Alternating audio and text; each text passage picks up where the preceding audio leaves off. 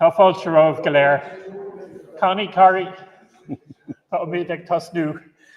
Tá fáilte romh go léir. We're here in the Teach Ceoil in Kilrush for the April 2025 lecture of Kilrush and District Historical Society. Welcome to everyone here in the room. Welcome to anyone who's watching us on YouTube, where I hope we've just gone live. We're delighted, especially because our intended speaker cancelled last week, to have our very own committee member, Robbie Brown, here to talk to us about the life and times of Father Michael Meehan. Robbie will be known to many of you, a dentist by profession, but he gave up pulling teeth for running local history projects and other voluntary efforts. And he did this research on Father Meehan to coincide with a grant from the Heritage Council to restore the windows in the Little Ark, I think, in Kilbaha. So please give Robbie a big welcome as he tells us about Father Meehan.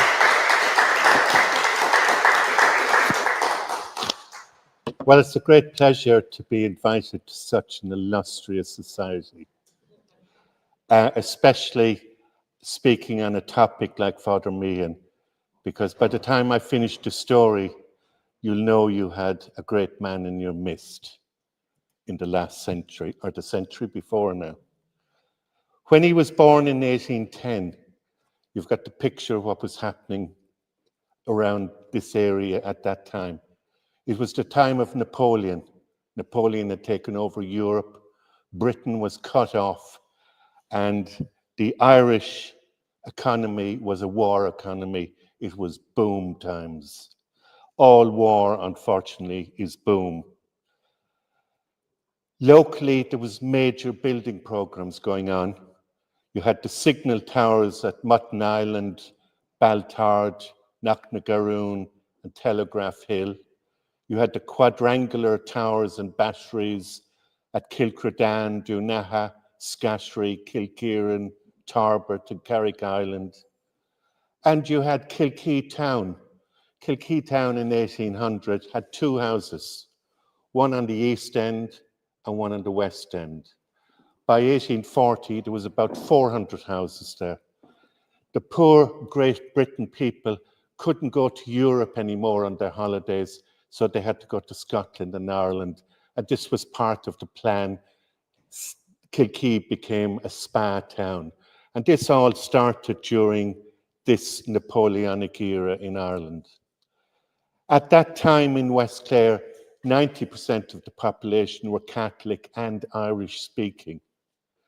And in 1533, when Henry VIII wanted to turn all of Great Britain Protestant, he utterly failed in Ireland. And the reason most people gave was the Brits, as usual, did the wrong thing. They didn't even create a Protestant Bible in Irish. How can you convert a people with a new religion if you don't even have the Bible in their sense in Irish? The penal laws were at the end of their time. They started in Ireland in 1695. By the late 1700s, the English were really very, very afraid of an Irish or an invasion through Ireland into England.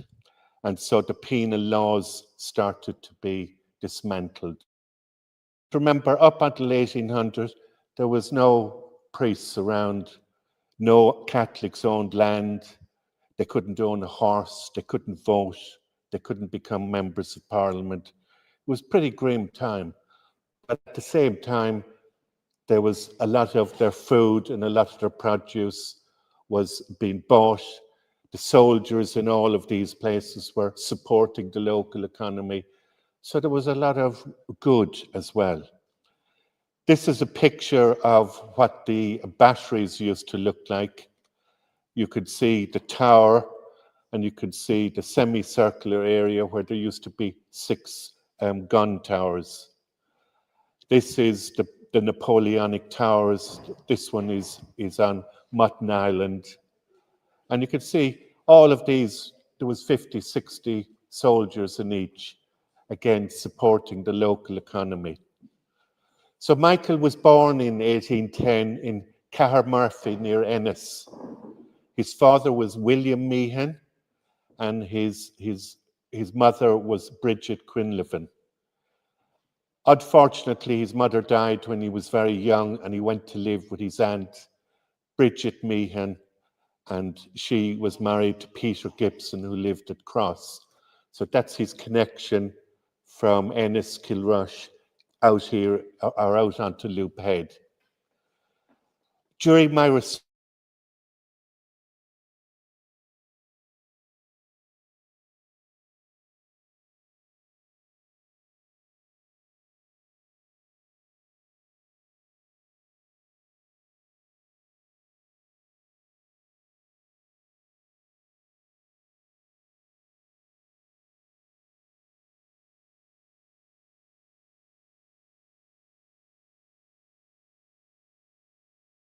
Patrick Clune, they went to school with him later on in Ennis.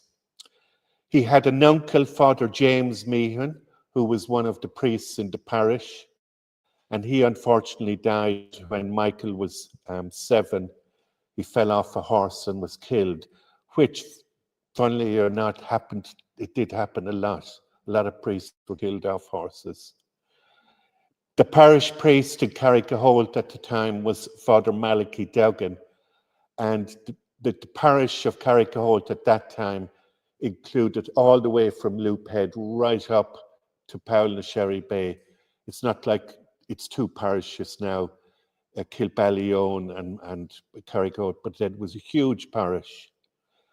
So he started off life really well. He had 2 very good families. 1810 was a reasonably good time. So he was on a good roll to begin with. He was the eldest in his family. He had 3 brothers, 3 sisters. Margaret Meehan married Edward Delaney at St. John's Church in Limerick. And it was here years later that Father Michael Meehan died in Limerick in her home. There was a James Meehan. Then there was the 2 twins, Anne and Jane Meehan. They both married brothers, James Harris and John Harris. The significance of these is that James Harris, who she married at St. Michael's Church, Limerick, he owned a flour dealer and he owned Mount Kenneth steam mills. And of course, this family were the family from who came, Richard Harris came 2 generations later. So we have a nice little connection with the Meehans there. Thomas Meehan married Amelia O'Dwyer. They had 11 children. And another of his youngest brother, Patrick, became the Reverend Patrick Meehan. And he was curate in Carrigaholt when Father Michael Meehan was in the USA in later years getting money for his church. He died in the USA in 1893. He had 7 cousins at Ballyvaughan. The only ones that were of interest to us are Michael, who became Reverend Michael Quinlivan, and he was the parish priest of Kilkee. And he died in 1894, and his grave is in Kilkee opposite the church. I knew nothing about him. He was quite a guy. Then there was Patrick Quinlivan, and he became a priest, and he went to Australia. He drowned while surfing in 1869. So even the priests knew how to surf. That was good. The Quinlivans were a very religious family. They had 5 grandchildren that were priests. I haven't even got 1 grandchild a priest yet. So his early life was on Loop Head with the Gibson family. You might say, who are the Gibson family? Well, the Gibson family originally came to Ireland through a fellow called Captain Thomas Gibson, and he fought at the Battle of the Boyne,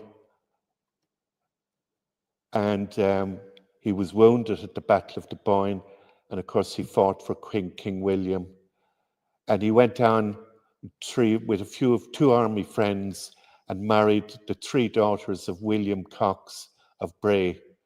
William Cox's wife was a Westby. The Westbys had, of course, just bought most of Loop Head.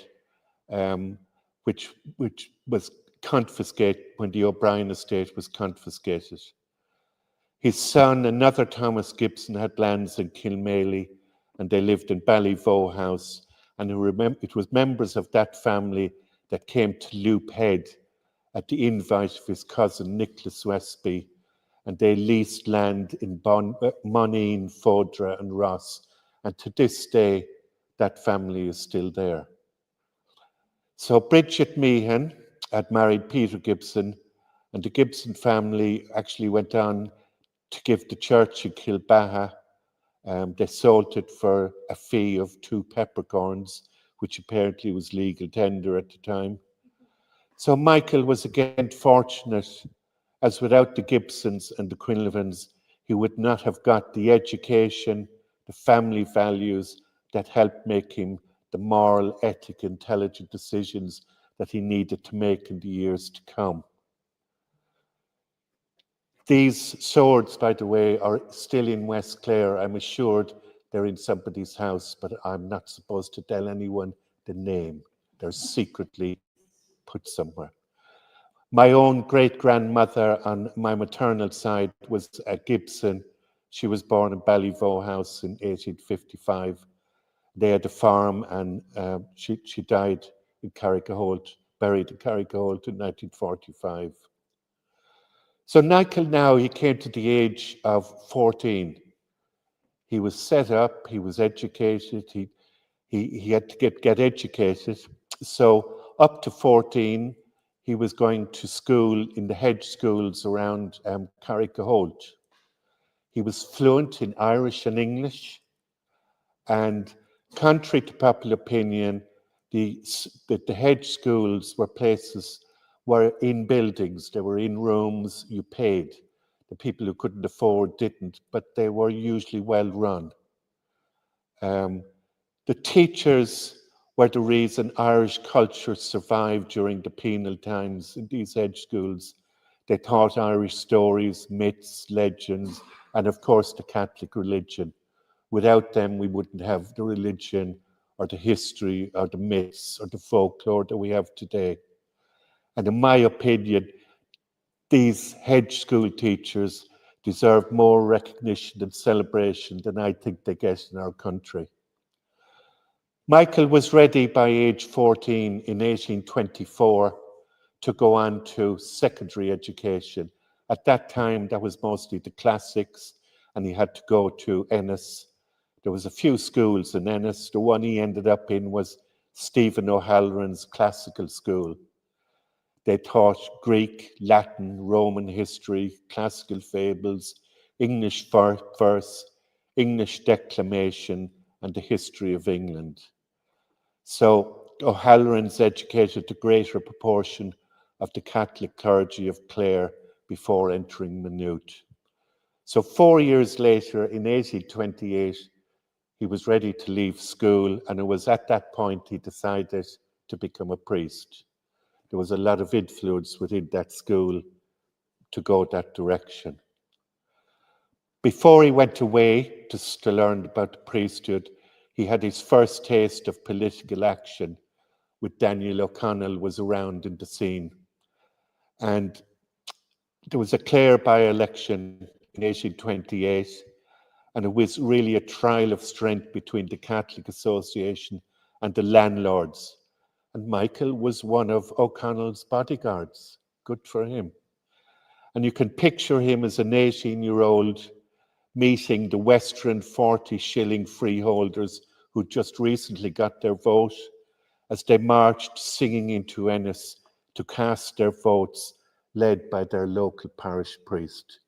So the priests were leading their populations into Ennis to vote. Powerful stuff. Of course, he won. It was a great celebration on the 7th of July, 1828. But of course, the election was supposed to be called again because he couldn't become an MP because he was a Catholic. But that was the end of that whole saga. Catholic emancipation had to come, and it happened in 1829. So O'Connell's next political crusade was the repeal of the Act of Union of 1800. And he he was a great man. He's one of my heroes. He died right in the middle of the famine. My body to Ireland, my heart to Rome, my soul to heaven. So you know where he felt and how he felt. So he was again lucky in getting a great education. He learned from the master of peaceful protest, Daniel O'Connell, how to approach conflicts in a positive, proactive way. And this experience was again to be very important in his future conflict with Marcus Keane. So he ended up going to Maynooth in 1829. You look at the pictures of Maynooth and you say, I thought you said there was penal laws, there was no Catholic priests. Where did that building come from? Well, this was all part of Napoleon and the priesthood, I call it. In the late 1700s, the penal code was being dismantled. Everything was being relaxed. The English were really frightened of an invasion through the back door, which they call back door of Ireland. So they came to an agreement with what priests or bishops were in Ireland to build a seminary for the priests to stop all these revolutionary priests coming from Spain, Italy, France. We've all heard of the Irish colleges in Rome and in various parts of France and Spain. And the idea was we'd create our own priests. And the agreement with the Catholic Church was, we'll give you this facility if you can keep the population under control. Well, we'll see how that went on. So in 1795, St. Patrick's Maynooth was established. In 1800, the first ordinations. And by 1850, Maynooth was the biggest seminary in the world. It was pouring out hundreds of priests. As a matter of fact, up until the 1880s, 1890s, there was millions every year being given to Maynooth by the British government. So Father Meehan learned to be a priest here. There was a lot of political debate within the college. The repeal movement was around. And for the most part, Irish Catholics were very suspicious of this government subsidized institution. But by the 1820s, 1830s, when Father Meehan came out, they were the country, and they were the backbone of Daniel O'Connell's campaign. So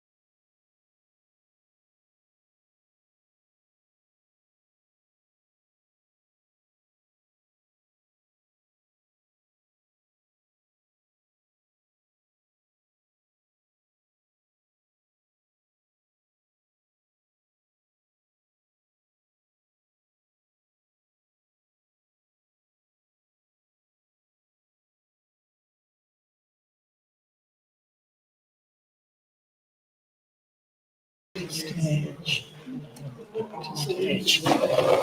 Okay, I think we're back online. Apologies to those watching on YouTube for the brief interruption. So I'd like to kind of give a flavour of what Father Meehan was doing in Kilrush for those years before the famine.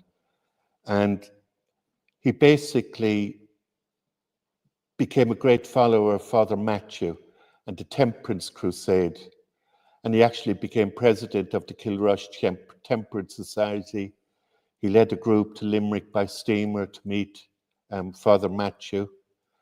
Here's Father Matthew here on the left-hand side. And at the time, the temperance movement was massive in Ireland. He was also, Father Matthew came to Kilrush in 1840 to dedicate St. Senan's Church, and he did the sermon.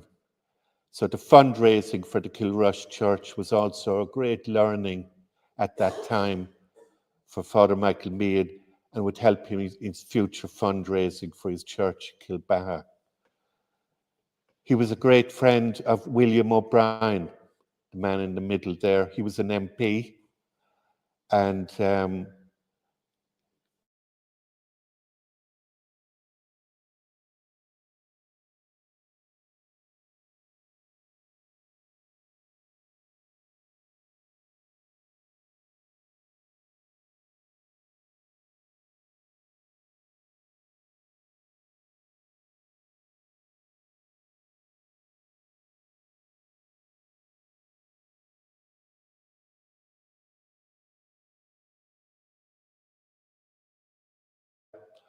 we all know about Eugene O'Curry from Dunaha.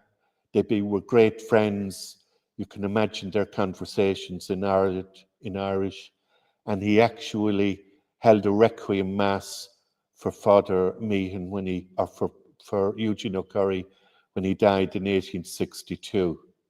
So he had a lot of political, religious, educated friends, all of whom would be important in developing his view of life and his actions that were to come. He was involved in the Tithe War in the 1830s.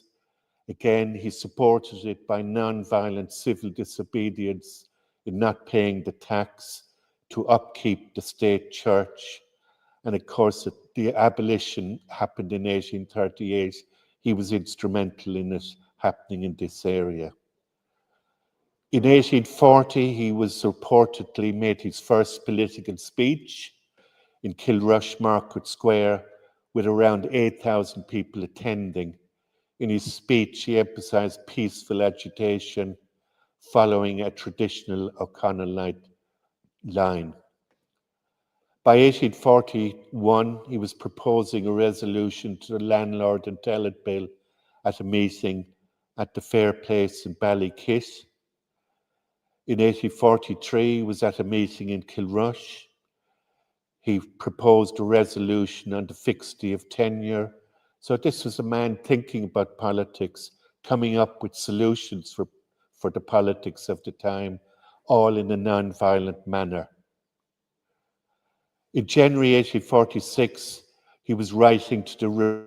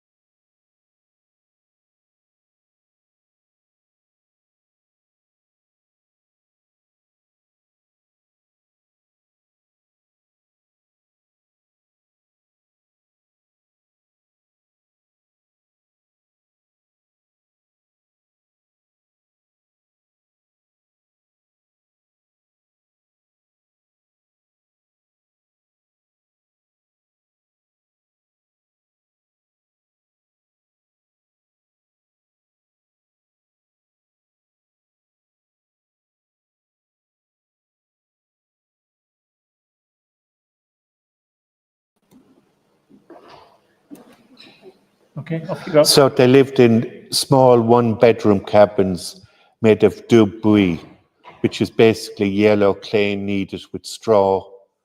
It had one door to let the light in and the smoke out.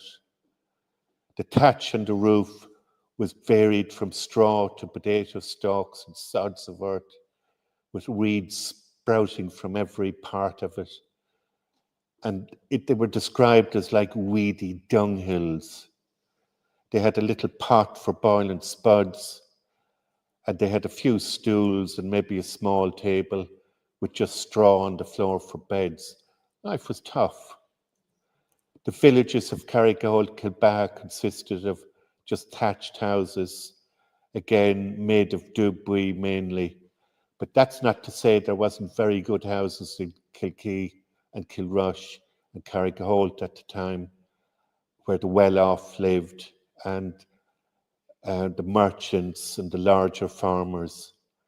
The hybrid fishermen, as I call them, that worked the land and the water, depending on whether there was mackerel, herring, salmon in. Other than that, they'd work the land if they could get a job. And between Crotty's Point and Quern and Corlish Point, there was 270 families living along the shore. And each of these 270 families supported 70 currachs. And by 1850, the majority of these cabins were gone, they were trashed. So they were living hand to mouth. So this famine was the greatest social disaster to strike Europe. The English government at the start threw in 100,000 tons of meal, which did help.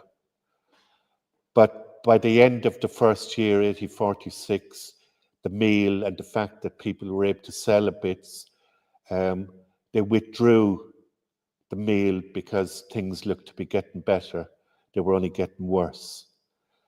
The first ever local relief committee in Ireland was held in Kilkee in 1846.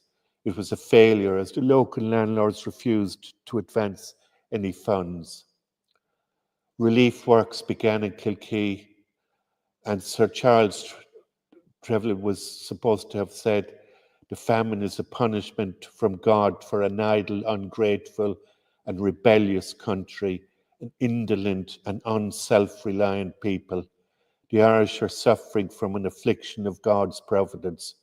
Reminds you of the same attitude to the Palestinians today. Father Meehan was in the middle of all this chaos and death. It went on, there was typhus, famine fever, dysentery, there was emigration, soup kitchens were closed. In 1848, the Young Irelanders' Rebellion happened, and of course the English public immediately turned against Ireland. And by 1850, in the eyes of Great Britain at least, the famine was over. It's not anymore. 28% of the local population were either dead or had emigrated. The Irish language, at least 3/4 of the population in Clare at the time spoke Irish. The poorest people were the Irish speakers so the famine in County Clare bore more heavily upon the Irish-speaking part of the population. The poorest were also the ones to die and to emigrate. So it really wiped out the Irish-speaking population. The census of 1841, there was 4 classifications for houses: gentleman residence, large farmhouse, small farmhouse, one-room cabins. The 1, 2, 3 increased in number during the famine, but the one-roomed cabins of the poor fell from 23,000 in Clare to 5,000 in 1851. That's to say 3 out of 4 of the dwellings of the poor people disappeared, along with the people. So the victims of the famine were the ones who died and emigrated. The ones left behind ended up, a lot of them, with bigger farms and some hope. Emigration became the new way As before the famine, there was little emigration. Now it became a way of life. So in the middle of all this in 1849, Father Meehan was asked to go to Carrigaholt, as Father Duggan had gone down with the disease. No sooner had he crossed the ferry from Carrigaholt to Camogue, he was anointing people on his way to Kilrush, dying people. On arriving in Carrigaholt the next day, he anointed his old friend, Father Duggan. What a welcome to his new job. Think of how he felt. He was then immediately appointed parish priest of the parish. He was only in his late 30s at this stage, and the worst of it was yet to happen. In the picture here, if you look in the foreground, you'll see a few thatched cottages along the seafront, just by the inner pier. That's where the cholera hospital was. That's a beach now. Those houses are long gone. The famine then settled away by the early 1850s, and then his real trouble began. He again backed into the temperate society. He reset it up. He soon had 1,400 members. When he arrived, there was just 2 hedge schools in the parish. So he set about establishing schools. The National Board scheme had started by this time, where Irish was formally taught, and all school children were given an Irish catechism. By March 1852, he'd set up 3 schools. Within 10 years, he'd set up 7. A man of action. In 1853, he founded the Carrigaholt Religious and Literary Society, and they had a library of 76 books on religion, history, and science. He formed a band. He wrote songs and hymns. He played the flute and the cornet. He was very accomplished. Now the fun started. In 1850, the Irish Church Mission Society tried to lure people away from Catholicism by offering them free food and clothing, free education. And this was called superism. And it got underway just around the time Father Meehan came to the parish. At this stage, he was also saying Mass in Kilbaha, but there was no church. So he tried to get a church there. And between the Irish Church Mission Society and Henry Keane, who owned most of the land, there was a battle was soon to form. And the religious conflict attracted publicity all over the Catholic English-speaking world. In 1850, there was 3 churches in the parish: Cross, Dunaha, Carrigaholt. So by refusing to have a church Kilbaha, everyone had to walk the 6 miles to Cross to go to Mass. He fought back by opening a little church called St. Patrick's Church in one of the houses, but Marcus Keane came along and it was cleared and was razed to the ground, and the 2 of them started their battle, which lasted for the next 6-7 years. He preached in Irish, and he continued this in this manner. Marcus Keane, who was he? He was an agent for the landlords for Westby, Cunningham, Vandeleur, and the Hen estates. His brother was his under-agent, and they had no mercy. They were vicious people. They lived in Beach Park, Ennis. The picture you see above here is the Protestant church that was built in Kilbaha. The buildings down on the left are where the bar is in Kilbaha. This is his holiday home in Dundalin, and it was one of his summer homes. He had another one on Scattery Island. By 1870, his estate had grown to nearly 5,000 acres because he mainly bought up the landlord's land because they couldn't pay their debts, so they were selling off their land. So in 1853, he was fed up of saying Mass in the open in Kilbaha, and he saw a picture in Kilkee. He came across the bathing box, and he liked the idea, and he thought about creating what became to be known as the Little Ark. And a fella called Owen Collins, a Carrigaholt carpenter, built it. One of his brothers-in-law paid for it. That's James Harris. And then it was yoked to a horse and it was drawn into Kilbaha by a large crowd. Marcus Keane was absolutely outraged. He immediately went to court, brought him to court, but the resident magistrate at the time dismissed the case, and it was appealed to the Dublin courts, and it was again dismissed. Marcus Keane, you can see, he was up for a fight.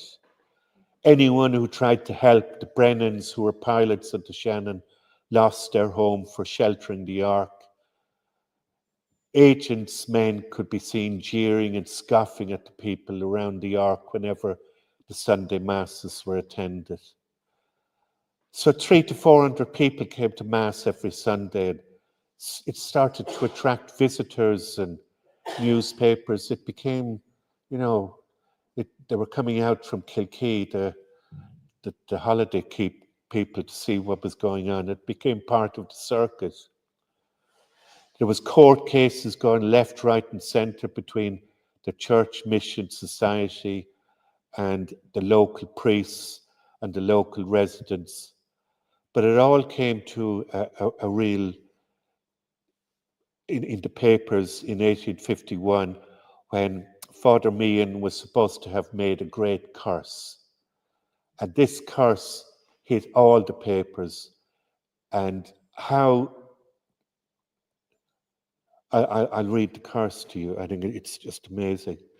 I pray God to pour down all vengeance to those who send their children to Kiltrellig School. May the devil be their guide on the right and on the left, lying and rising, in bed and out of bed, sitting and standing, within and without. May all misfortunes attend their labours and their families. Any person sending their children to school henceforth, may they be struck blind and deaf, so as never to see any of their children again. And may the children sent to this school go wild. May they never leave the world until they be such examples as that the marrow may come out through their shin bones. May they be pained both sitting and standing, and may they never leave this world until they are in such state that the dogs would not bear coming near their carcasses when dead. I pray to God that every child who goes to these Protestant schools, that for every day he spends in them, that his life may be out cut short at 12 months, and that they may never enjoy the years of maturity. And may all these misfortunes attend any person taking their posterity in marriage 30 years hence. I pray to Almighty to hear this prayer as the minister of God, and I now strictly command this congregation to kneel down and pray to God to grant my prayer. This was mainly, curse was on his own people who were going to the Protestant church and taking the soup. You might ask yourself, how did this reach the papers? He was speaking in Irish. The people who were against him didn't speak Irish, the majority of them. How did they get it word to word? It's sort of a little bit of what happens nowadays, I think. A bit of untruth. Maybe some of it was true. But the curse and the aftermath led to both sides digging in their heels. And it served as a turning point in the War of the Ark. Another great turning point was the Jesuit mission of 1854. The two Jesuits were helped by 9 priests and were kept busy doing confessions. On a Wednesday evening, there was a procession in honour of Our Lady, mainly of children dressed in white. The following night, there was a similar procession in honour of the Blessed Sacrament. Finally, the entire parish was placed under the protection of the Blessed Virgin. The overflowing churches and procession, along with the emotional experience, was a massive demonstration of solidarity and a demonstration to Marcus Keane and that they had achieved very little. You could just see him sitting there with all this going on, absolutely pained. The Clare Journal devoted a good deal of support to the proselytizing campaign, and the Munster News supported Father Meehan and the Catholic side. So the papers were even divided. However, by 1856, it got very little attention. There was an acceptance by then that the tide had turned. The picture here is the Little Ark in Kilbaha. You could see Dundale and his house up on top of the hill. You could see a steamer out in the river. This is another picture of the time, the little map in front showing Loophead, the parish of Carrigaholt. You could see the ark and you could see the mass of people. However, there was an election coming up, and one of Lord Francis Cunningham's sons was going up for a Clare seat, and he needed to get Catholic votes. And it was at this point that Marcus Keane was told to back off by the Marquis of Cunningham and to give land for the church. The first site that was given to Father Meehan was a bog, and he refused it. So a new site of 6 acres was donated in 1856 by Peter Gibson. So the Ark was brought to the site until the church was ready to use. And on July 12, 1857, the foundation stone was blessed. Father Meehan advertised for tenders. The plan could be seen at James Harris's in William Street in Limerick. In August 1857, he was in London collecting for his new chapel. Within a year, October 1858, the new church was finished, and the dedication of the Church of Our Lady Star of the Sea took place October 1858. And the first function of the newly appointed Bishop of Killu, Michael Flannery. A visible reminder of the past 7 years was the presence of the Ark near the front door. Over 3,000 people attended the Mass, and £100 was collected on the day towards the building fund. That must have been a great day in Kilbaha. Must have been a really great day. The opening of the chapel, however, wasn't the end of Father Michael's story. He now had to collect the money. And he wanted money not only for the church, but for his national schools. So he crossed the Atlantic in 1864 and spent 3 years in the United States. Firstly in New York and then in Chicago. And in Chicago, he was in the one parish for almost the whole 3 years. And it was here that he made and collected most of his money. And he brought enough money back from America to fund and finish the church. That was incredible, wasn't it? This is a picture of the Ark as we see it today on 4 little stilts. That's a picture of it, and it was those windows that you see there that the heritage people gave the £25,000 towards restoring. So in 1868, he was in the last 10 years of his life, and it still wasn't easy for him. There was the sadness of being able to do anything for the constant drain of young people through emigration. He had witnessed the decline and fall of superism. He had witnessed the destruction of Marcus Keane. He was still around, but he saw him defeated. He was able to do up Cross Church in 1870. The temperance movement was started again. And he was an avid writer to the Munster News about problems in his parish. As a matter of fact, one of the nice duties he did, I think, was marry my great-grandparents, my maternal great-grandparents, Dr. John Coonan and Jane Burrow of Quorn at St. Andrew's Church, Western Road, Dublin, in June 1873. Thank you, Michael Meehan. Here's the cert, the marriage cert, and you can see his name on the right-hand side, Michael Meehan, Carrigaholt, County Clare. He suffered from acute bronchitis, and after a very severe attack in early 1878, he went to convalesce with his sister, Mrs. Delaney, at William Street in Limerick, and it was there that he died suddenly, 24th of January 1878, aged 68 years. His body was taken by the steamer Shamrock to Kilrush, and from there by horse-drawn carriage to Carrigaholt and onwards to Kilbaha. The coffin was taken outside Kilbaha and carried by the people to the seashore and brought to the spot where the Ark had stood. His body was interred in front of the altar in his beloved new church, Our Lady, Star of the Sea, on Tuesday, the 1st of February 1878, where it remains today within feet of the Ark.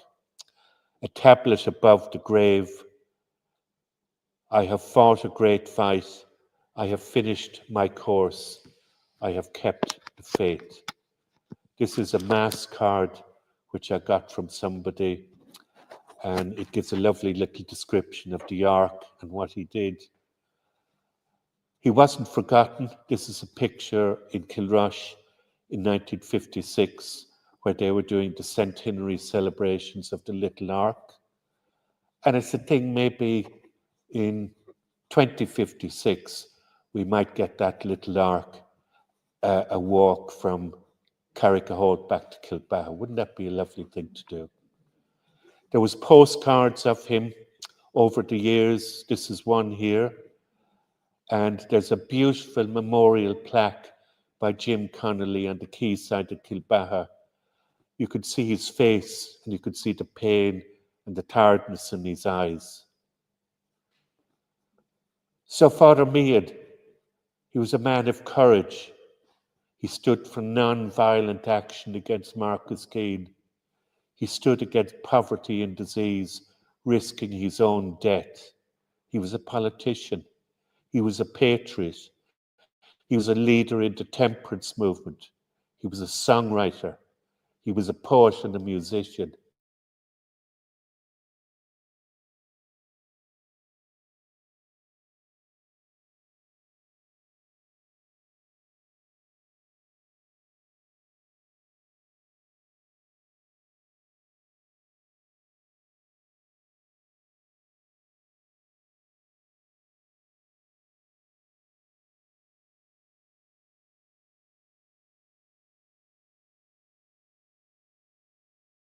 The mic if you want to ask a question so those on YouTube can hear you.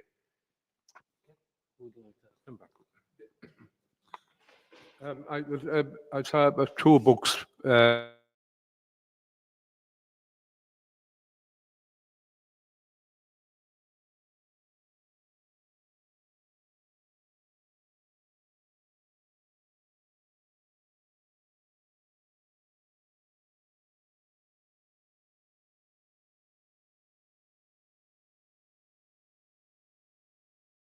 Yeah, he was a great man. He was a great man.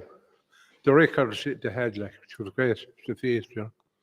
Great, thanks for that. Yeah, those books can be got in the library in Kilrush or in Kilkee by Ignatius Murphy, if you want to have a read.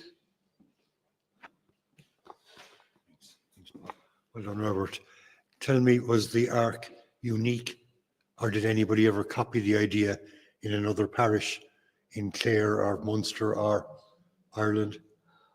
Well, I don't think it had to be copied anywhere else, because by Catholic emancipation in the early 1800s, when the Catholic churches started opening up, most of Ireland and most of the Protestant society accepted the game had changed. It was only Marcus Keane that had put his foot down. I have no other record of that happening. Maybe up in Achill Island there was a bit of trouble up there, but I have no idea. But good question. Unique.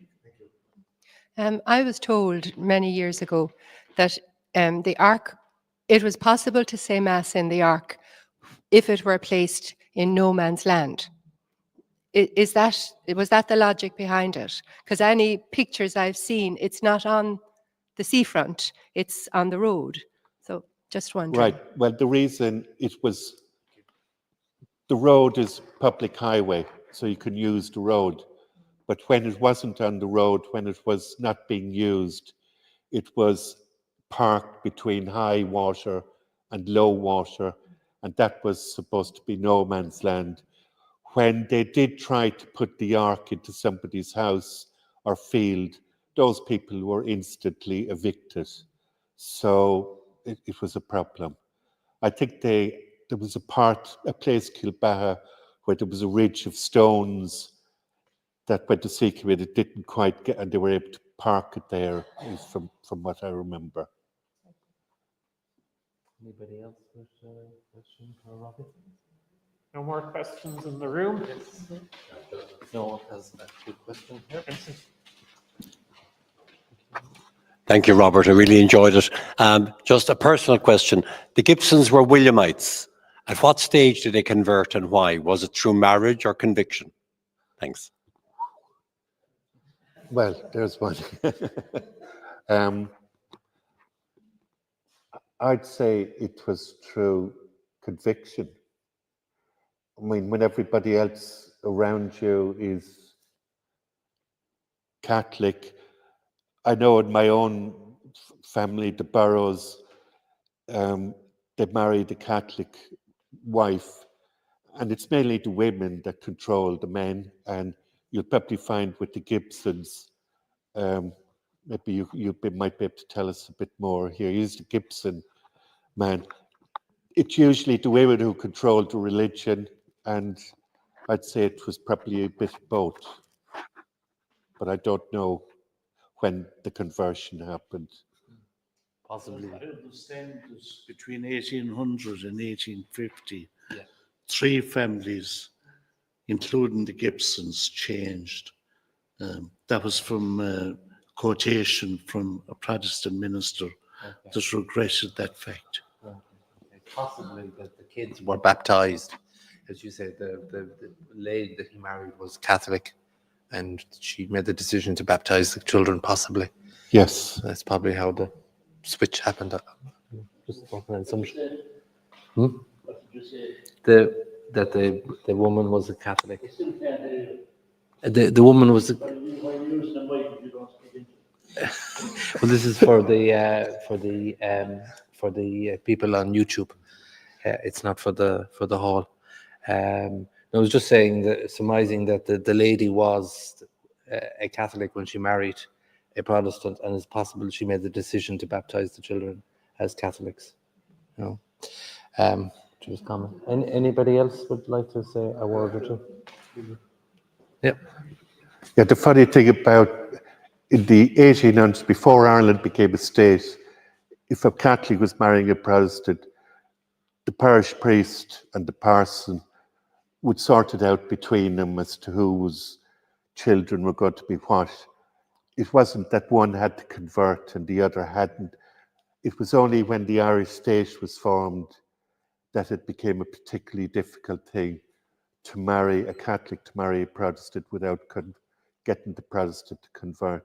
So things were a lot better that way in the 1800s.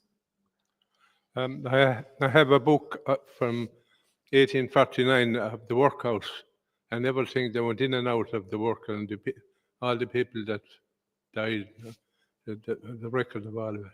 The workhouse. Yeah. 1849.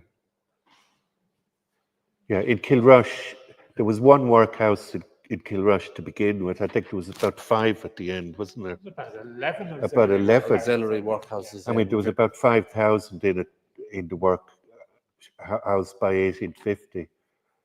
And during the famine, there was probably less than 1,000 there most of the time. A lot of them were in very bad condition. Horrific. You went in there to die.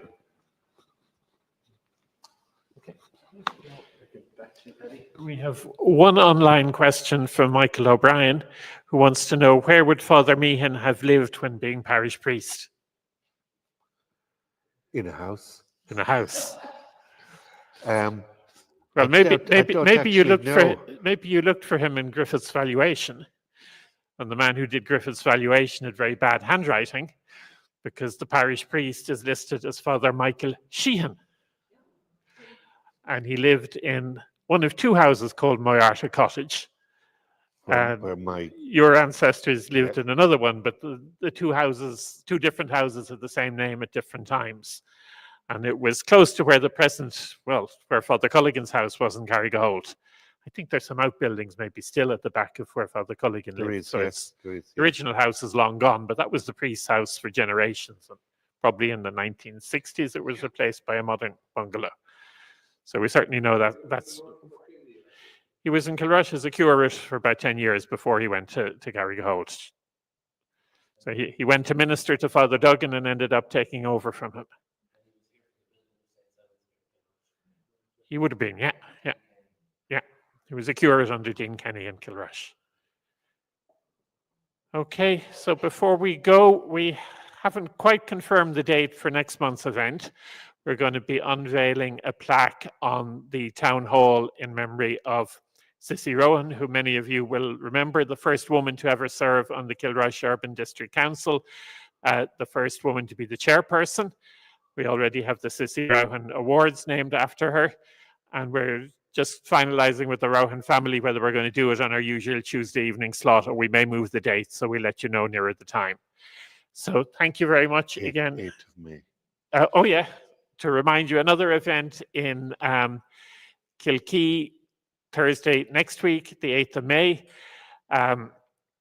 You may remember during the famine commemoration, some faces here I see were on a bus tour where we stopped at Tullaroe to see the remains of the last standing mud house from the famine, one of the 4th class houses that Robbie talked about, which I think was probably subsequently extended, lived in until 1981. It's on a bad bend. It has been condemned for many years. The council have acquired it, but they're having it evaluated by archaeologists before they take it down to improve the line of sight at the junction. So we're having a meeting in Miles's Creek in Kilkee, 8 o'clock, Thursday the 8th of May, to discuss the history of the house, the history of the architecture of mud houses back in the early 1800s, memories of the McNamara family who lived there. So anyone interested in old houses, the history of Tullaroe, the McNamara family, other things, are strongly encouraged to come along for that night of reminiscing, I think we're calling it.